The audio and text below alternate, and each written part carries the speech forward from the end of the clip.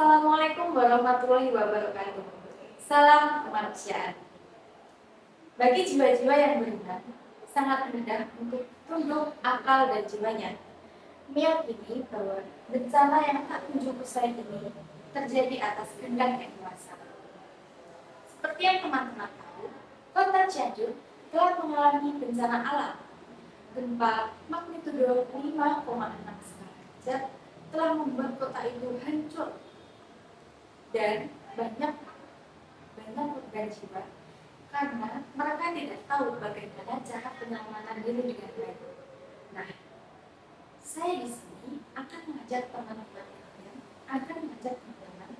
untuk belajar tentang bagaimana cara penyelamatan diri ketika terjadi bencana gempa bumi. Sebelum itu, perkenalkan, saya Nita Prativa, PMR Bila dari Kota Bila. Pasti kalian sudah gak asing dengan istilah gempa bumi. Apa sih itu gempa bumi? Jadi, gempa bumi adalah suatu getaran lingkungan yang terjadi di lapisan bumi akibat pergesekan rangkaian bumi. Frekuensi suatu wilayah tergantung pada jenis gempa dan ukuran gempa yang dialami. Berdasarkan penyebabnya, gempa dibagi menjadi 3 macam. Yang pertama, gempa tektonik. Gempa ini disebabkan karena adanya pergesekan rangkaian bumi. Yang kedua, gempa vulkanik. Gempa vulkanik disebabkan oleh adanya erupsi gunung berapi. Dan yang ketiga, gempa runtuhan.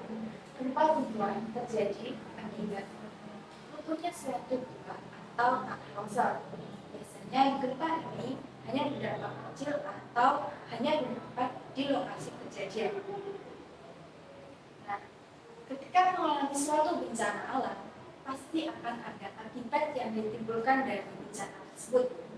Akibat apa saja yang terjadi jika gempa bumi ini melanda? Yang pertama, robohnya suatu bangunan dan dapat menyebabkan korban jiwa. Dan banyak perusahaan-perusahaan yang rugi. Kemudian, gempa dapat menimbulkan trauma bagi korban, terutama pada korban yang kehilangan keluarganya. Dalam bencana, ada 3 siklus yang harus kita ketahui, yaitu pra-bencana, saat bencana, dan pasca bencana. Bagaimana? Tindakan apa yang harus kita lakukan saat pra-bencana? Yang pertama, kenali daerah sekitar. Apakah tempat tinggalmu itu terletak di daerah yang rawan gempa bumi atau tidak? Yang kedua, ketika kamu memasuki sebuah ruangan, perhatikan di mana letak pintu itu berada. Jadi, sewaktu kita ada gempa bumi, kita menyelamatkan diri dengan baik. Yang ketiga adalah catatlah nomor-nomor penting seperti nomor pemadam kebakaran, polisi, nomor PMI, dan lain-lain. Kemudian, bagaimana sih cara kita untuk menyelamatkan diri ketika terjadi gempa? Ketika kita berada di rumah atau di dalam ruangan, berusahalah melindungi diri dan keluargamu. Ketika kamu berada di luar ruangan, menjauhlah dari tempat atau gedung yang tinggi. Dan tindakan apa saja yang kita lakukan setelah bencana? Yang pertama, ketika kami masih berada di dalam ruangan, segeralah keluar dan periksa anggota tubuhmu apakah ada anggota tubuh yang terluka. Kedua,